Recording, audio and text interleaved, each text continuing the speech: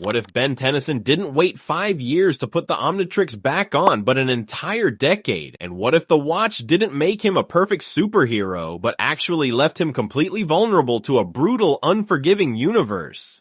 Welcome back, Fanverse. While official Ben 10 canon gave us the iconic transition into Alien Force, the fandom has quietly birthed one of the most mechanically brilliant, high-stakes alternate universes in history. Created by the visionary minds of Cars Mania and real Superkillers, this is Ben 10 Legacy. This isn't a clean, sanitized Saturday morning cartoon. This is a gritty, young adult evolution that fixes the narrative flaws of the original sequel era. Smash that subscribe button, unlock your master control, and let's break down exactly why Ben 10 Legacy might just be the definitive adult Ben 10 story.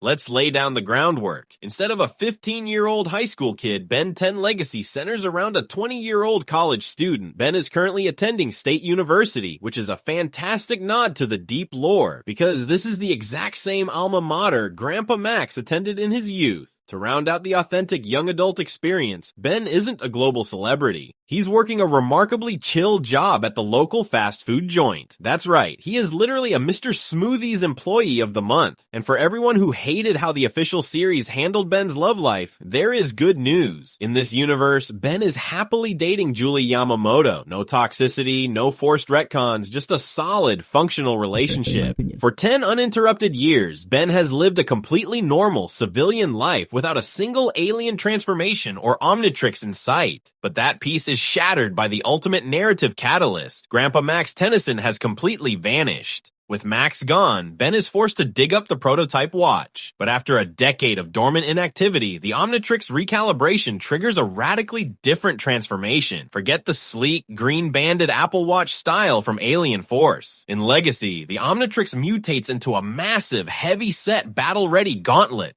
While the interface does him a solid by keeping the classic activation mechanics and the iconic black silhouetted alien icons, the actual operational physics of this device are terrifyingly nerfed. First off, there is no muscle memory. So much for breathing fire. For the first time since he was 10 years old, Ben has zero innate knowledge of what his aliens do. The watch doesn't inject the alien's instincts into his brain anymore, so he has to manually figure out his abilities mid-combat by pure trial and error. On top of that, the fixed timer is back, and the timeout is very real. If Ben gets severely beaten down in a fight, the watch forcefully ejects him straight back into his fragile human form. Most importantly for you power-scaling fans, Ben does not become the absolute prime specimen of the alien species. He is effectively an unconditioned, untrained version of these creatures. The narrative stakes are instantly pushed to the absolute maximum, but the trade-off is that the playlist is an absolute ocean. Ben has simultaneous access to his classic forms, his Alien Force roster, and even the future transformations of Ben 10,000. Because of this raw playlist, Ben 10 Legacy takes some incredible creative liberties with alien anatomy, completely solving the clone alien problem that plagued the original franchise. First up is Heat Blast. His aesthetic leans heavily into original classic concept art. He sports a distinctive black combat suit integrated into his rocky skin, paired with the roaring shoulder flames reminiscent of Ben 10,000. But the mechanical upgrade here is brilliant. His elbows are functional fire thrusters, exponentially multiplying his close quarters combat mobility. Think Fire Force meets classic Pyronite. Next is Big Chill. The creators completely ditched the superhero spandex look for a ghastly, deeply moth-like, terrifying classic aesthetic. His powers get a massive tactical rework. His signature intangibility doesn't phase him through walls anymore. Instead, Big Chill literally disperses his entire body into a lingering, frosty mist that flash freezes anything it passes through on contact. Finally, let's talk about Swampfire. In Alien Force, Swampfire completely broke the power scaling by rendering Heat Blast entirely obsolete. Legacy fixes this. This version leans exclusively into the grotesque plant-based biology of a methanosian. He isn't a high-output fire blaster anymore. Instead, he utilizes heavy methane gas production to suffocate and incapacitate his opponents, leaving the raw thermal destructive power strictly to Heat Blast. Now, he essentially can still make fire in a way, but only from his chest, which looks very similar to the cancelled concepts and designs of Swampfire. The upgrades don't stop with the Omnitrix. The entire supporting cast gets a masterful narrative overhaul. Look at Gwen Tennyson. While she remains a brilliant straight-A honor student, her powered side completely discards the pink, glowing glass constructs of her Anodite lineage. Instead, Legacy embraces her true calling as a magic ninja girl, perfectly bridging her character toward her future Ben 10,000 iteration. You can see the design looks she's some kind of ninja vigilante. This brings back the OG lucky girl vigilantism we all missed after the classic series ended. She fights using fluid martial arts, complex vocal incantations, and the raw mystical energy of the charms of Bezel. Fighting alongside her is Tetrax Shard. The fan favorite Petrosapien bounty hunter returns as the stoic level-headed powerhouse of the squad.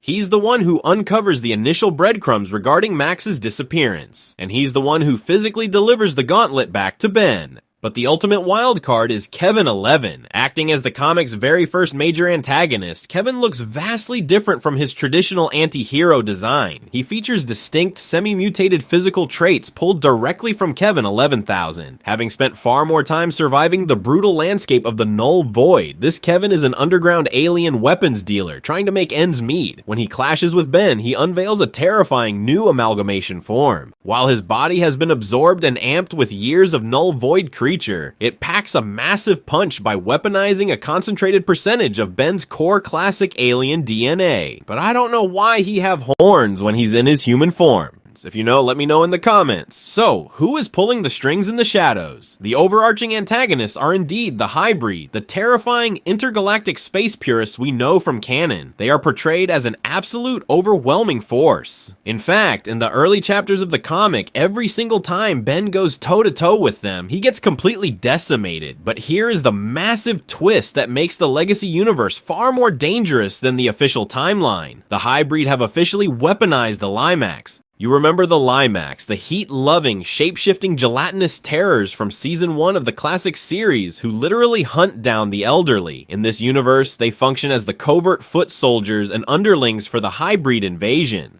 They can seamlessly shapeshift, fuse their biomass together into colossal monsters, and throw hands like heavyweights. Their inclusion injects an incredible atmosphere of body-snatching paranoia into the narrative. Though the comic is still in its incredibly early stages with 2 phenomenal chapters officially out, Ben 10 Legacy has all the structural components to become a legendary addition to the fandom's history. It honors the classic art style, respects the mature consequences of aging up the cast, and introduces actual mechanical stakes to the Omnitrix. But what do you think? Do you prefer the traditional, clean alien force timeline we grew up with, or do you think this gritty, gauntlet-wielding magic ninja universe is superior? Drop your thoughts in the comments below. If you want to see how this version of Ben scales against other massive fan projects like 5 years later, click the video right on your screen, unlock your watch, and I'll see you in the fanverse.